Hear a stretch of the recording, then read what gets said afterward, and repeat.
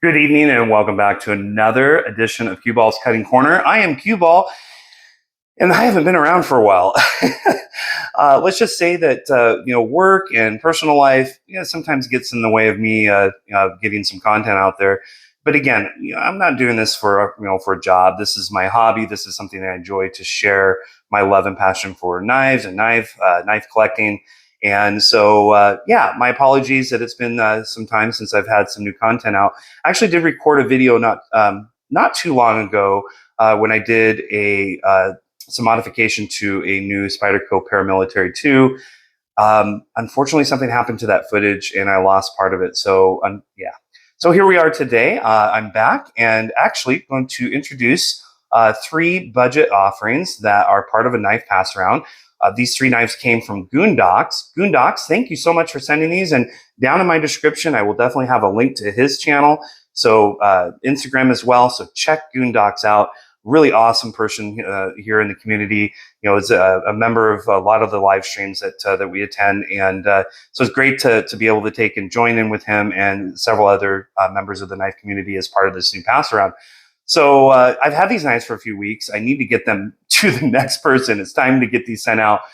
So I'm here to film tonight my thoughts. This isn't going to be an in-depth review, rather just my impressions of each of the knives, what I think of them. Are they worth it? These are all around in the same price range, between $59 and $71. Again, what I would consider budget, anything under $100 to me is considered to be a budget knife. For some of you, it might be under $50 is budget. But I have a lot of knives in my collection that that are a little bit north of 100. But I do still like purchasing some of the budget offerings out there. And as you'll see in this video, one of them in particular, I definitely want to get. However, I'm kind of saving my money right now for some other things. And but hey, let's get to the knives because that's what you're here for. First knife that we're going to start off with tonight is the QSP Swordfish. I've had a chance to carry this knife, and it's a large knife. So this comes in at 4.5 inches closed. Okay, as you can see, this is in a nice dark brown micarta. Now there are different materials that you can get this knife in. It looks to be a G10 backspacer, but that could also be micarta. But no, I think it's G10. And this does have a wire pocket clip that works very, very well, and it's very comfortable in the hand too. I don't feel this clip that much when I'm gripping down on the knife hard, and it's reversible. So for you lefties out there, this is perfect. Yes, there's a lanyard hole, but whoops. Bump my camera. It's not that bad, right? I mean, I'm not a lanyard guy, but hey, for some of you out there, this definitely will give you some lanyard love. This is a button lock, and I'm going to be honest, there is no button stick on this at all, and the deployment is actually pretty good. It's a little bit weaker than another button lock that I'm going to be sharing out of the three tonight, but you can push button this. It doesn't have quite the detent as some of the other button locks out there, but it's not bad. I think being that this is the first time that I've had a QSP button lock in hand, is actually pretty good. Now this comes in 14C28N steel, great budget steel. It's going to sharpen up well. It's going to be a pretty tough steel. And this has a nice stone wash finished on it, so it's going to hide those scratches. This is really a good user knife with this worn clip style blade. It's going to be pokey, Stasa. Sorry. But you got this straight, basically utility knife with this blade. Pretty decent. It's not quite that thick of blade stock, so it's going to slice really, really well. You got a high flat grind, and with this coating, it's going to pass through materials pretty well. It's just this nice, smooth coating. There's nothing in here that's really going to take and impede this blade from going through. And it came to me pretty sharp. It also came very well centered too. And the nice thing about this knife is it kind of reminds me of the 80-20.5. It has a profile that actually kind of locks your hand in. It really tells you where to take and put your hand. And I have incredibly large hands, but I don't feel super cramped in this one. It's comfortable to take and bear down. Now, I do feel just a tiny bit with right here at the point, and that's just because my pinky is fat. So it does, as you can see, it kind of kind of squeezes in there. But if I really get my fingers squeezed in there and then just crank down, this is super comfortable. I mean, I'm gripping really, really tight. Like I'm going to take and do some, some whittling on some wood. Really neat offering.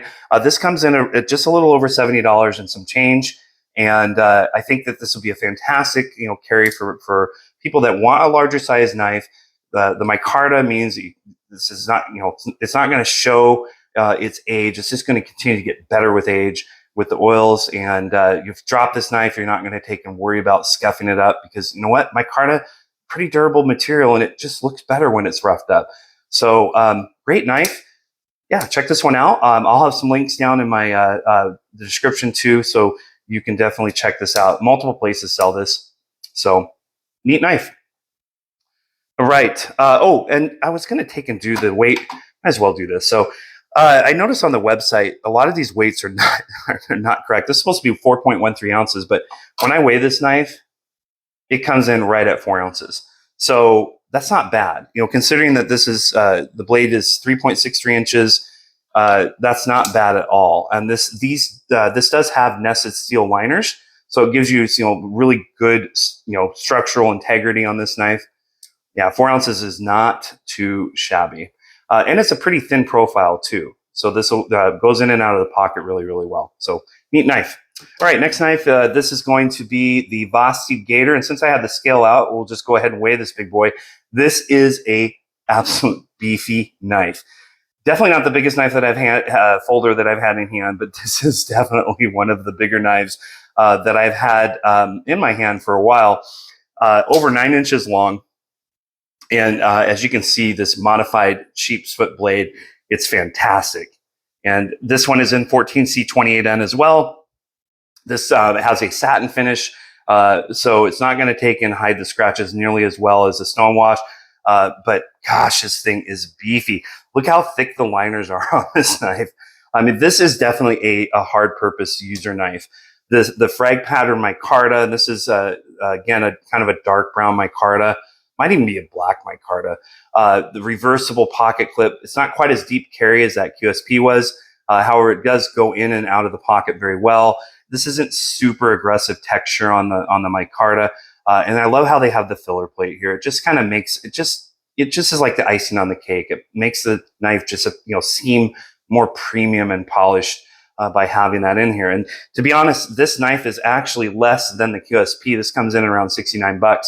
And for how thick the liners and just what you're getting in materials with this knife, it's a fantastic value. The action is superb. It's just fall shut.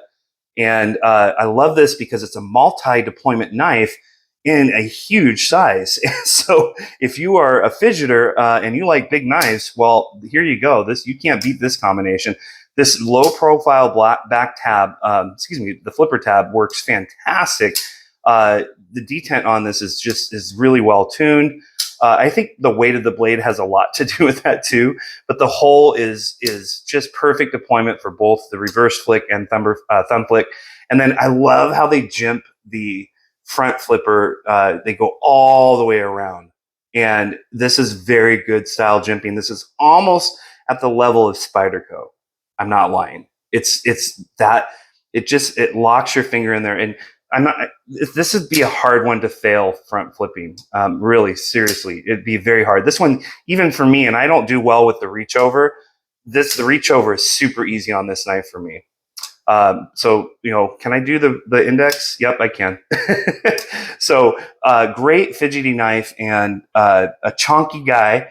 However, if you're looking for a hard use knife for a really good price and materials, this is fantastic. So I can't wait to get some more Vosteeds into my hand. I did start out by getting their Nightshade, and then oh gosh, what is it called? The Vosteed. I can't think of the name right now. Oh my goodness, it's terrible. But I did get their first two knives that they came out with. The Bellamy. And I sold the Nightshade. It was too small for me, even though I love the blade shape. I hope they come out with an XL version of that. The Bellamy I love, but again, this handle is so comfortable. Even if you have medium-sized hands, small hands, I don't think that this is going to feel uncomfortable, because one is neutral enough, but it also is, caters to all different hand types. You might have a little bit of a problem with this hump here if you have a smaller hand. I don't think so though. I think this knife is gonna suit both small to extra large hands just fine. And the fact that you can choke up to and really, get in there to do some hard cuts, I think this is a great knife. So awesome. Yeah, the Vosteed Gator. Again, I'll have a link down in my description. You can check that one out. All right, the last knife that I have is probably one of the most popular knives out there in the budget community. No, I'm not talking about the Civivi Cubit. I would love to get a Cubit in hand. Hopefully that will be a part of the pass around group at some point in time. But that is the Large Pyrite by CJRB. And this comes in the AR RPM 9 steel. It's their proprietary powdered metallurgy steel, very similar to from what I understand, VG10. It's a budget steel. However, it's going to take a nice edge, and it's going to get it's going to do the job. Let's just put it that way. Okay, this is a budget knife. It only comes in a little over $59. And what I love about this knife is that it's a 3.7-inch blade. So it's a full-size knife, right? This is almost 9 inches. It's 8.7 inches long, and it weighs under 4 ounces. I think, yeah, 3.85 ounces. Now, their website, they say 3.94, but yeah, you can see here. For those people that are worried about weight to length ratio, this is right on the money. But I'll tell you what, this button lock does not feel like a button lock in terms of action. It feels like this knife has a detent. It is just fantastic. Now, I have two Civivis that are more higher end, the Ziphius and the Exiton, and both of those have amazing button lock action. But I'm going to tell you what, CJRB has knocked this one out of the park. This actually has better action than those two. The only thing, this one came with a little bit of button stick. You have nice shadow box scales with the G10.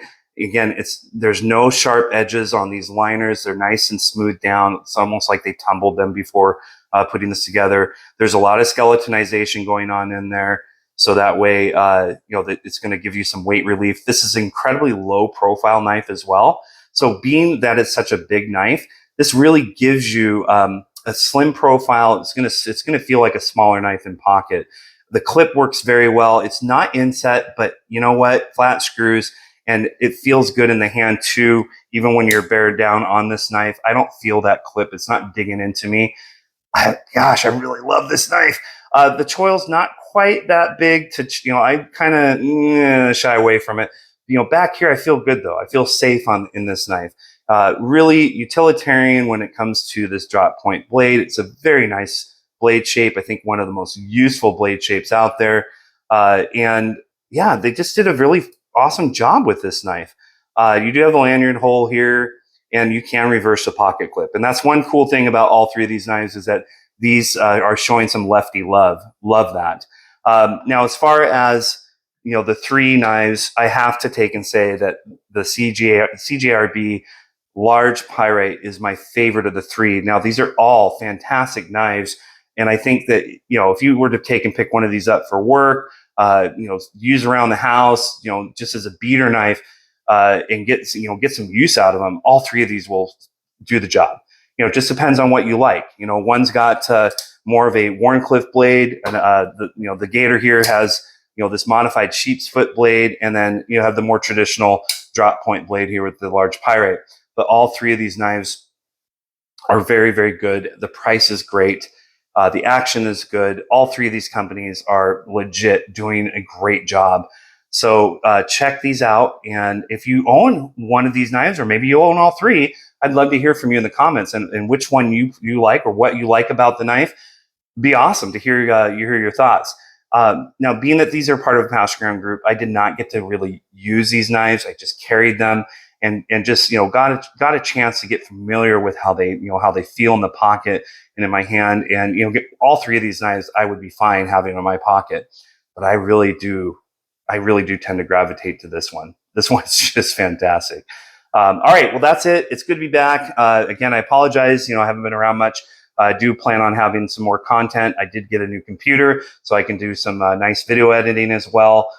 So, I'm going to get better, and I always appreciate comments, feedback, anything that's going to help me.